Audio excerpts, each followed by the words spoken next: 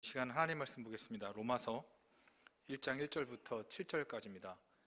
신약 성경 239면에 있습니다. 로마서 1장 1절부터 7절까지입니다. 한 절씩 번갈아 가면서 교독하신 후에 마지막 7절은 함께 읽도록 하겠습니다. 예수 그리스도의 종 바울은 사도로 부르심을 받아 하나님의 복음을 위하여 택정함을 입었으니 이 복음은 하나님이 선지자들을 통하여 그의 아들에 관하여 성경에 미리 약속하신 것이라. 그의 아들에 관하여 말하면 육신으로는 다윗의 혈통에서 나셨고 성결의 영으로는 죽은 자들 가운데서 부활하사 능력으로 하나님의 아들로 선포되셨으니 곧 우리 주 예수 그리스도이시니라. 그로 말미암아 우리가 은혜와 사도의 직분을 받아 그의 이름을 위하여 모든 이방인 중에서 믿어 순종하게 하나니 너희도 그들 중에 예수 그리스도의 것으로 부르심을 함께요 로마에서 하나님의 사랑하심을 받고 성도로 부르심을 받은 모든 자에게 하나님 우리 아버지와 주 예수 그리스도로부터 은혜와 평강이 있기를 노라. 아멘. 이 신약 성경은 예수님의 생애와 말씀을 기록한 사복음서를 시작으로 주님께서 승천하신 이후에 그 제자와 또한 교회 역사를 사도행전에서 다루고 있습니다. 그 뒤로는 서신서가 소개되는데 그 다음 순서가 무엇입니까? 사도행전, 로마서입니다. 그런데 왜 다음 성경이 로마서일까요? 제일 먼저 이 기록 시간적인 순서이거나 아니면 우연한 결과가 아닙니다. 성경을 편집할 때에 이 로마서의 중요성을 인식해서 서신서 중에 맨 앞부분에 넣은 것입니다. 여러분, 그렇다면 이 로마서는 누가 기록했습니까? 로마서는 바울이 기록했습니다.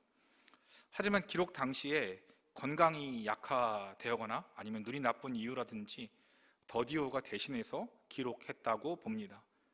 사실 모든 성경이 귀하고 중요하지만 다른 어떤 성경보다 로마서는 귀하다고 할 수 있습니다. 왜냐하면 로마서가 가지는 신학적인 가치와 중요성 때문에 그렇습니다.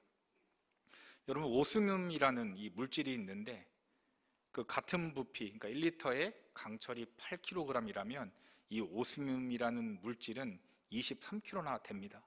왜 그런가 하면 같은 부피라도 할지라도 그 밀도가 굉장히 높기 때문에 그렇습니다. 로마서도 마찬가지로 왜 중요한가 하면 하나님의 그 아는 지식이 밀도 높게 로마서 1장부터 16장까지 압축되어 있기 때문에 우리가 언뜻 보기에는 잘 이해가 되지 않는 이유도 신학적이고 또 사람의 이 설명과 이해가 필요하기 때문에 그렇습니다. 그래서 이 로마서 관련된 책들을 보면 굉장히 두껍습니다. 16장밖에는 실제로 안 되지만 강해나 이 주석서들 그리고 또 어떤 교리서들을 보면 엄청난 분량의 저술인 이유도 그 로마서 안에 아주 밀도 높은 하나님에 관한 구원 지식이 담겨지고 설명되어 있기 때문에 그렇습니다.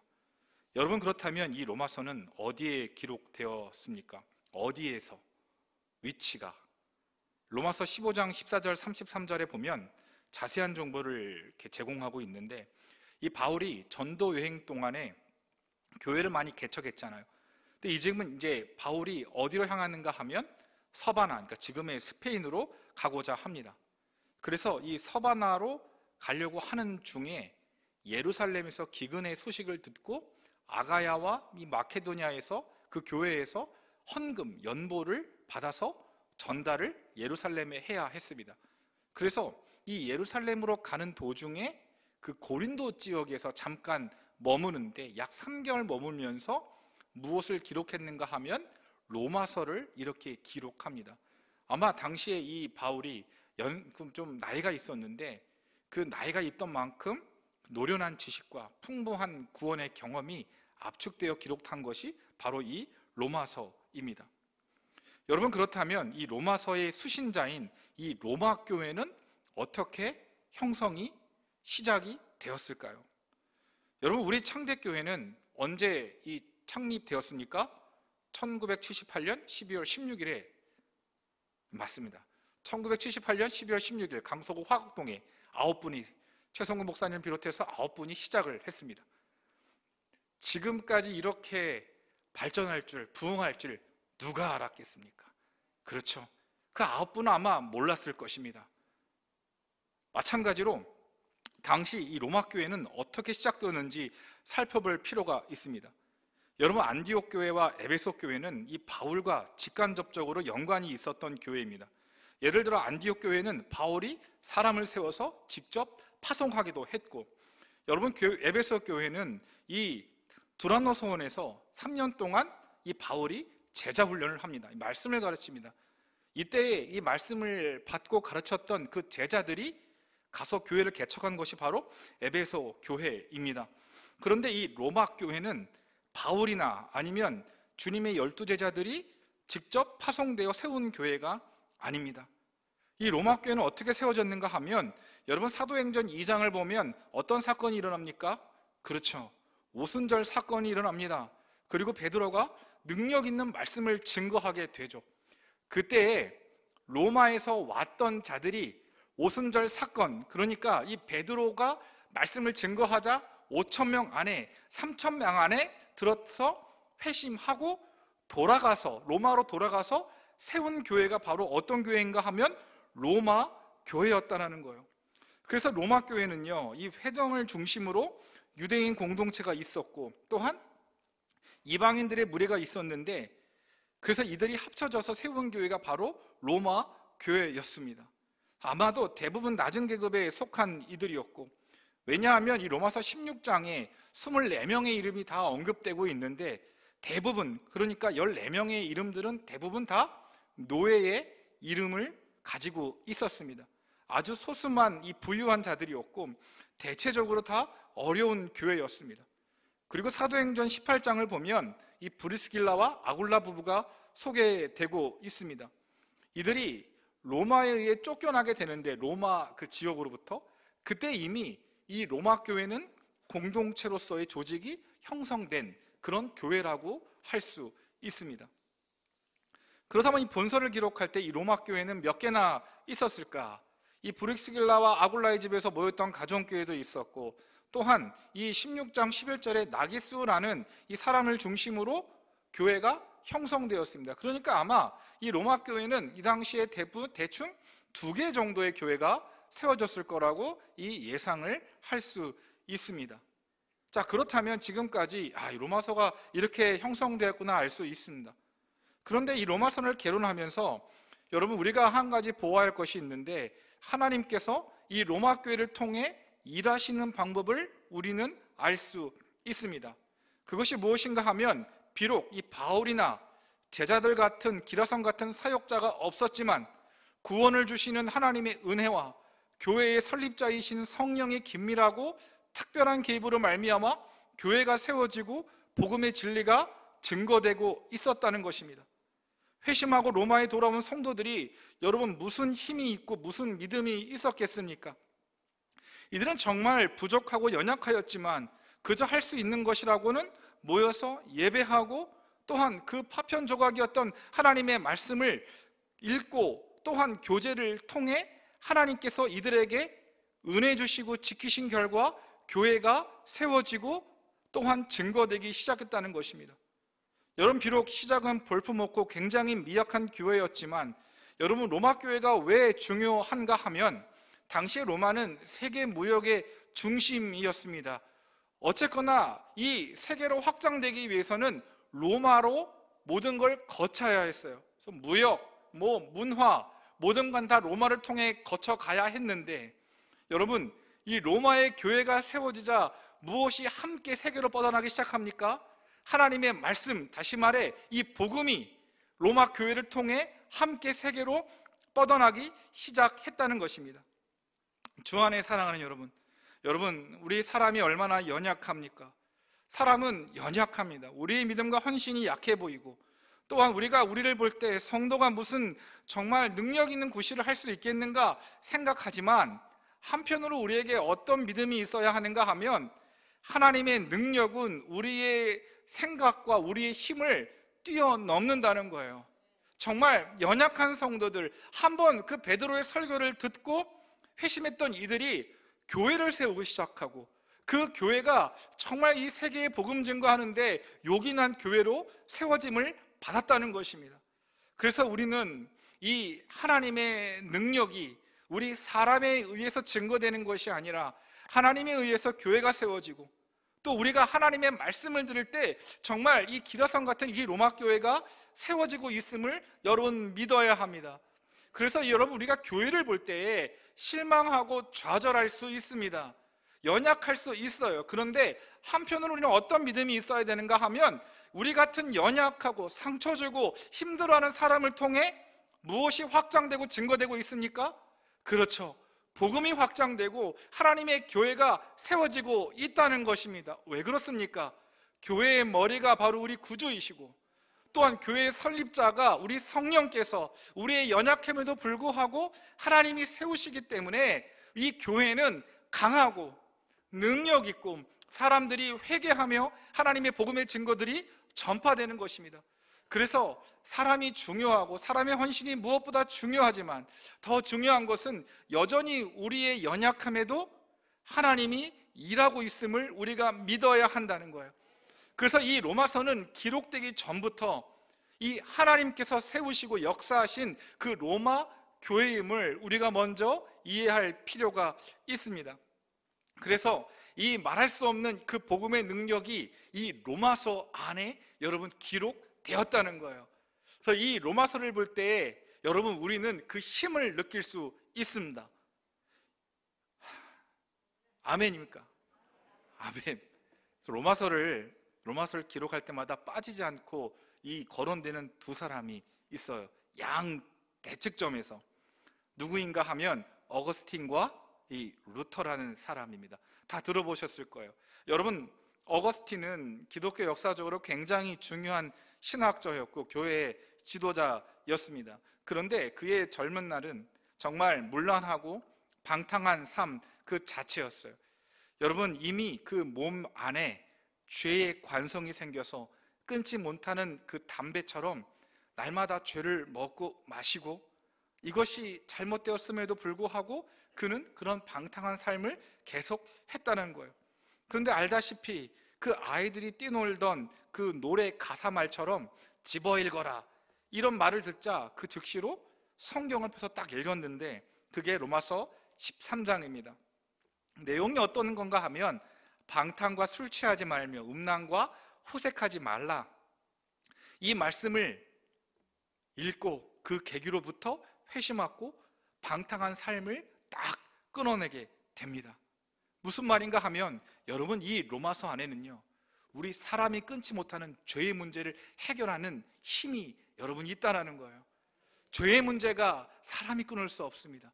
한번 길이 난 이 죄의 문제는요, 사람의 관성이 생겨서 내가 하기 싫고 원치 않아도 죄의 길로 가는 것이 우리 사람의 본성이라는 거예요.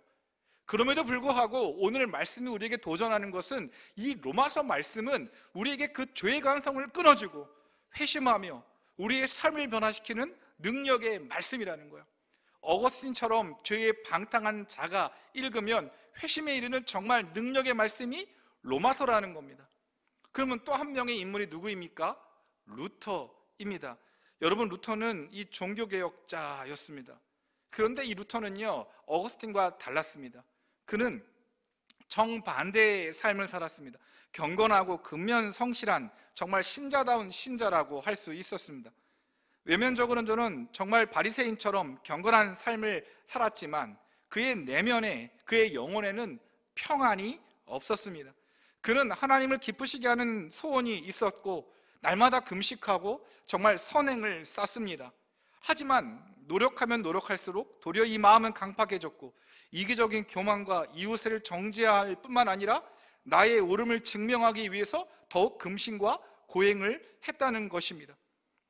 그래서 이 루터는요, 하나님을 사랑한다는 생각이 있었지만 인간적으로 그의 그 하나님의 사랑을 만족할 만한 나에게 능력이 없음을 보면서 도리어 하나님을 미워했다고 하는 거예요. 그래서 이 루터는 더욱 좌절했는데, 그가 얼마나 그 고행을 했는가 하면 그 N성당을 무릎으로 이렇게 올라가기 시작해요. 날마다 오르락내리락 합니다. 왜냐하면 남들 보기엔 되게 거룩해 보였지만 자기 안에 그 내재된 죄, 그 교만과 그 욕망과 정욕을 통제하지 못하고 하나님을 사랑하는 그 마음조차 다 거짓이라는 걸 발견하자 그 정죄를 한번 없애보려고 고행을 하지만 그날 밤 마귀가 찾아와서 뭐라고 했는가 하면 네가 이런 잘못을 하지 않았느냐 할 정도로 자신을 정죄했다고 합니다. 무슨 말인가 하면 그의 그런 이 고행과 경건한 삶의 노력은 평안과 또한 안식을 주지 않았습니다. 그러던 중에 로마서 1장 17절의 말씀을 깨닫고 그가 참된 자유와 평안을 얻게 됩니다. 여러분 17절 말씀이 무엇인가 하면 하나님의 의라는 게 나와요. 근데 이 하나님의 의는요, 심판하시는 하나님의 의예요. 잘한 자에게 상 주시고 잘못한 자에게 벌 주시는 그 의가 보응하시는 하나님의 의를 이 루터는 너무나 잘 알았어요. 그렇기 때문에 그 루터는요, 날마다 고행하고 어떤 이 바리새인처럼 살 수밖에 없었던 겁니다. 그런데 루터가 로마서 1장 17절에 그 비밀을 알게 됩니다. 하나님의 의의 강조점이지 않고 그 하나님의 이 의라는 단어 전에 뭐가 있는가 하면 복음에는 하나님의 의가 나타났다고 합니다. 무슨 말인가 하면 우리가 받아야 할 불순종과 정죄 그리고 하나님의 심판을 복음 되시는 누가 받으셨습니까? 예수님이 다 받으셨다는 걸 그가 깨닫게 돼요. 그래서 그의 마음에 자유를 얻었는데 더 이상 자신이 고행이나 선행으로 하나님을 만족해 할 수 있는 존재가 아니라는 걸 알게 돼요. 하나님을 만족할 수 있는 방법은 유일한 길, 예수님을 믿는 것입니다. 그래서 믿음으로 말미암아 의롭게 된다는 걸 그가 깨닫자 그는요, 만족과 평안을 얻기 시작합니다. 그래서 이전에는 남들에게 보여지고 또한 그렇게 고행하고 금식을 통해 하나님이 그제서 나를 기쁘게 받으신 줄 알았는데 이제 내가 믿기만 하면 하나님은 그 만족할 의로움을 예수님처럼 우리를 받아주신다는 걸 깨닫자 평안을 얻었다고 합니다. 여러분 무슨 말인가 하면요, 이 로마서는요, 사람을 정죄하고 이 마음의 안식과 평안이 없는 자들에게 참된 평안을 주시는 정말 능력의 말씀이 무엇인가 하면 이 로마서 안에 기록되었다는 거예요. 이 로마서는요, 죄를 끊어내는 능력이 있을 뿐만 아니라 우리의 삶을 바꾸고 참된 평안과 마음의 안식을 주는 그런 능력의 말씀임을 우리가 믿어야 한다는 것입니다. 그래서 로마서를 읽을 때마다 우리는 정말 말할 수 없는 힘과 용기를 얻게 됩니다. 루터가 뭐라고 하는가 하면요, 이 말씀을 깨닫자마자 그 밤에 나는 낙원의 문을 열고 들어갔다 이렇게 말해요. 요즘 같은 사람들은 이런 고민 잘 안 합니다. 무슨 만족과 평안이 중요한가? 네, 그렇지 않습니다, 여러분. 만족과 평안이 없으면요, 우리는 견딜 만한 그런 존재가 아니에요. 그래서요, 방탕하고 스스로의 죄의 문제를 해결하지 못하는 이들에게는요, 로마서는 회심케 하고 죄의 사슬을 끊어내는 능력의 말씀이고, 뿐만 아니라 스스로를 높이며 남을 정죄하고 마음의 평안과 언식 없이 살아가는 이들에게 참된 믿음과 은혜로 사는 방법을 가르쳐 준다는 거예요. 여러분, 우리에게 필요한 것이 무엇입니까? 맞습니다. 하나님의 말씀인데 이 말씀이 우리의 죄의 문제, 영혼의 문제를 해결하는 능력의 말씀임을 믿고 이 로마서를 시작해야 한다는 것입니다. 그렇다면 여러분, 드디어 우리는 1장 1절을 들어갈 수 있게 되었습니다. 우리 같이 한번 1장 1절 읽어볼까요? 자, 시작. 예수 그리스도의 종 바울은 사도로 부르심을 받아 하나님의 복음을 위하여 택정함을 입었으니. 여러분, 이렇게 첫 번째로 예수 그리스도 종 바울 이렇게 말하는데 이 바울 하면서 1절에 이렇게 자기를 소개하고 있어요. 그러니까 여러분, 문자할 때마다 어떻게 하고 있습니까? 나 정수현은 뭐 누구누구 집사님에게 문자합니다, 뭐 이렇게 소개하고 있는 거예요. 여러분, 호랑이는 가죽을 남기고 사람은 이름을 남기죠. 이름 참 중요합니다. 처음 만난 사람에게 악수를 청하면서 우리는 어떻게 합니까? 저는 정수현이라고 합니다. 이름이 어떻게 되십니까? 하면서 통성명을 주고 받습니다. 그리고 여러분, 우리가 소개팅을 할 때에도 이렇게 저희가 이렇게 요즘 부르지 않습니다. 아가씨 이렇게 하지 않습니다. 이름이 뭐예요? 저는 정수현이라고 하는데요 하면서 이름부터 서로 주고받잖아요. 여러분, 제일 중요한 휴대폰에 사람을 저장할 때, 그 존재를 저장할 때 번호만 기록하지 않습니다. 저장이 안 됩니다. 뭘 기록해야 됩니까?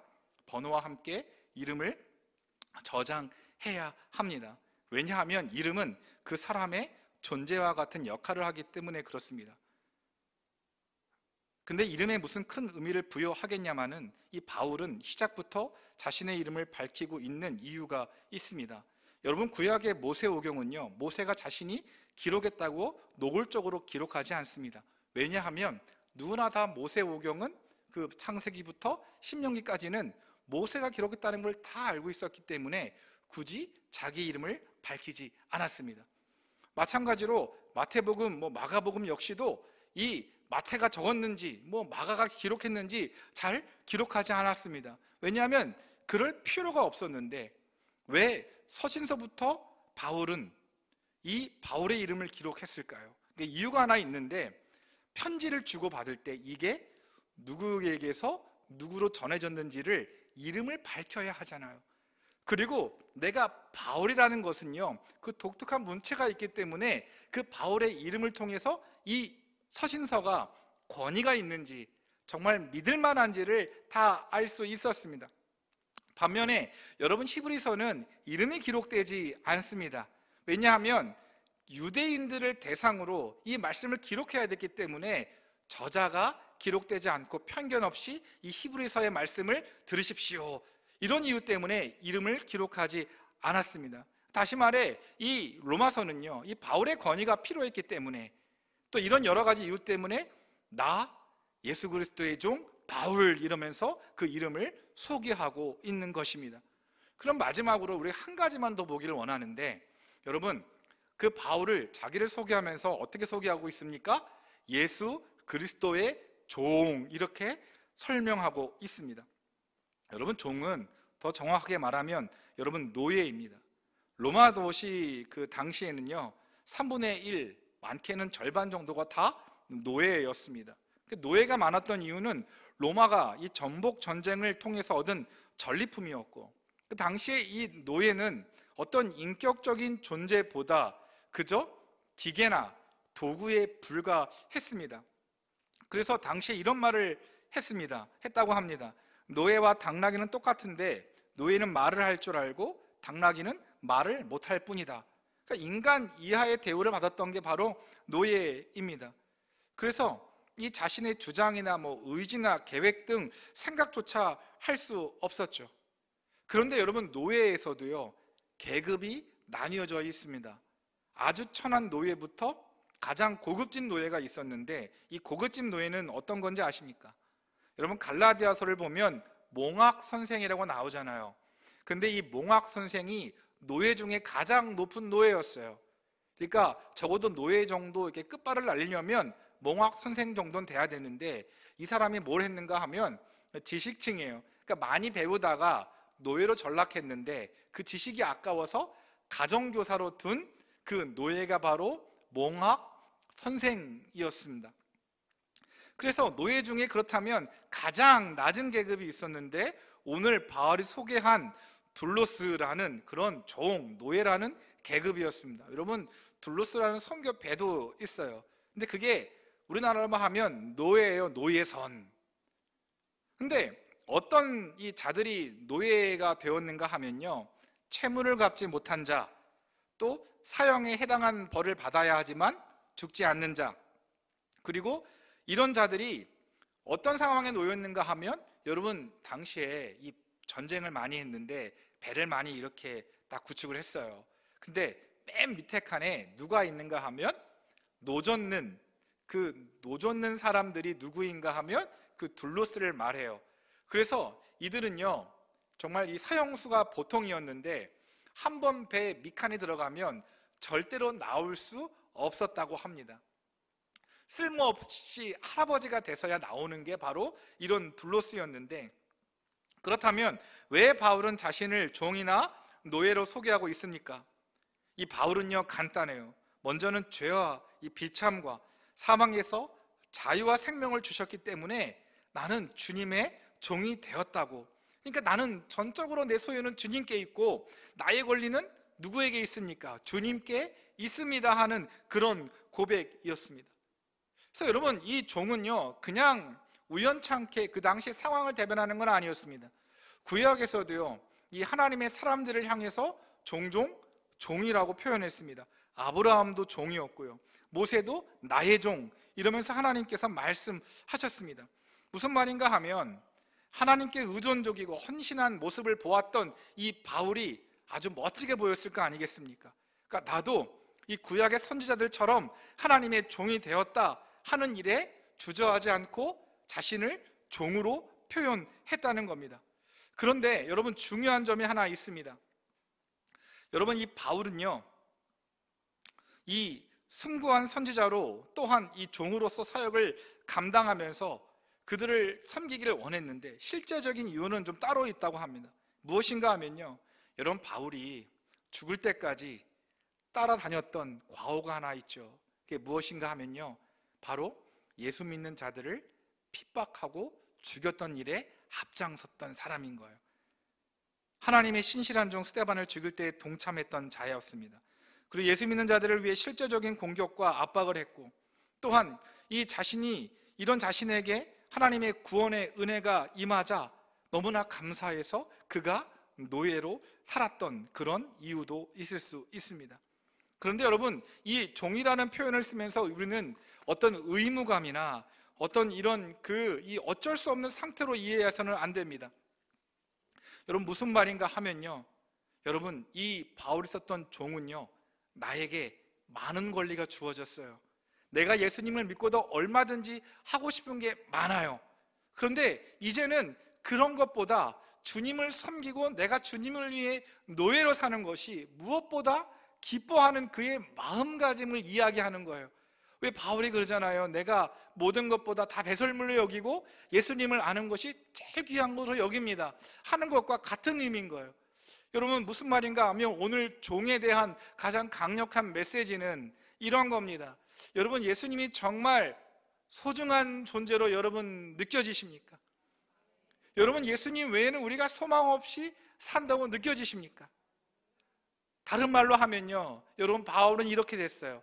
바울에게 정말 충분히 인생을 먹고 마시고 놀고 만나고 할 수 있었는데 다 안 했습니다. 안 한 이유가 한 가지였어요. 구원의 은혜에 감사하고 자신이 얼마 남지 않는 그 생을 하나님께 드려도 너무나 빠듯했기 때문에 이런 걸 다 버리고 난 이제 내 자유와 내 모든 권한을 주님의 노예로 살겠습니다 하는 그런 선포였다라는 거예요. 그래서 이 종은요 예수 외에는 소중한 것이 없다는 그런 고백인 거예요. 여러분, 책 중에서 여러분 한번 보셨을 텐데 주여 이 사단의 왕관을 벗었나이다 하는 책이 있어요. 그 김혜경 씨가 그 당군교 교주였는데 지금 목사님이 되셨더라고요. 저도 이 책을 옛날에 봤는데 새롭게 하소서인가요? 딱 이 김혜경 당군교 교주였던 무당이었습니다. 근데 이 김혜경 씨가 지금 목사가 되었지만 어떤 일을 했는가 하면 여러분, 성경을 불태우고요, 마귀의 힘을 이용해서 기독교를 어렵게 했던 자였어요. 그래서 그의 책에 의하면요, 당시 예전에 김영삼 대통령이 대통령 되기 전에 기독교 장로님이셨잖아요. 근데 장로님이라는 그 이유 하나만으로 그를 저주하고 목대게 정말 굿도하고 힘썼던 자가 김혜경 씨라고 합니다. 그래서 귀신의 힘으로 무당이 되어서 돈도 있었고요, 권세도 있었고요, 부러울 것이 없던 그가 어떻게 변했는가 하면 교회에 나오지 않으면 견디지 못하게 하는 일이 되었다고 합니다. 그래서 이 산당에 가서 무당, 뭐라 그럽니까? 이게 신을 모시는 이거 대답하시면 안 됩니다. 경험이 있는 것으로 판단할 수 있거든요. 거기 가서 이렇게 막 신의 이름을 불러야 되는데 하나님 그렇다고 해요. 그래서 자기가 이게 무슨 일인가 하면서 막 또 하다마자 도와주십시오 막 해서 결국은 그가 회개하고 하나님께 돌아와서 또 나중에는 목사가 되었다고 합니다. 그게 무슨 말인가 하면 여러분, 이 김혜경 씨는 하나님을 부정하고 자신을 찾아온 신자들을 거짓으로 미혹하던 자가 하나님을 믿게 되었다는 거예요. 하나님의 사랑이 그에게 찾아오자 그를 압도하고, 당시에 귀신의 협박과 그런 공포가 많이 있었는데 그거를 다 이길 만한 하나님의 강력한 위로와 용기를 주셨다고 합니다. 그래서 이 김혜경 씨는 그 모든 걸 다 버리고 다시 주님께 돌아가서 주님을 위한 삶을 살고 있다곤 하는데, 요지는 이겁니다. 그렇죠. 우리가 어떤 마음으로 이 바울이 산 것처럼 살아야 하는가 하면 이런 마음인 거예요. 우리가 예수님께 받은 그 구원이 너무나 복되고 소중해서 우리가 얼마든지 누리고 먹고 마시며 할 수 있는 모든 기회와 재화와 물질들을 어떻게 합니까? 다 주님을 위해, 또한 내 권리들을 정말 상당 부분 포기하고 살아갈 수 있게 되는 그런 용기를 얻는다는 것입니다. 말씀을 마치겠습니다. 주 안에 사랑하는 여러분, 이 로마서는 우리가 죄의 능력, 죄 사슬에서 끊게 하는 힘을 주고요, 마음의 정죄와 불안과 영혼의 그런 이 안식 없을 때에 참된 진리와 평안을 줍니다. 더 나아가 이 로마서는 바울이 종이 되었던 것처럼 우리가 능히 하나님 앞에 헌신하고 내 권리들을 포기하고서라도 주님밖에 더 소중한 거 없습니다, 이런 고백으로 나아가는 게 이 로마서가 주는 강력한 힘이자 말씀이라는 겁니다. 오늘 이 말씀 듣고 다시 한번 우리가 주님의 종처럼 죄의 사슬을 끊어내고, 더 나아가 남을 정죄하고, 또 때로는 우리가 마음에 평안이 없을 때 하나님의 참된 표가 주어지는 그런 복된 시간이 되시길 주님의 이름으로 소망합니다.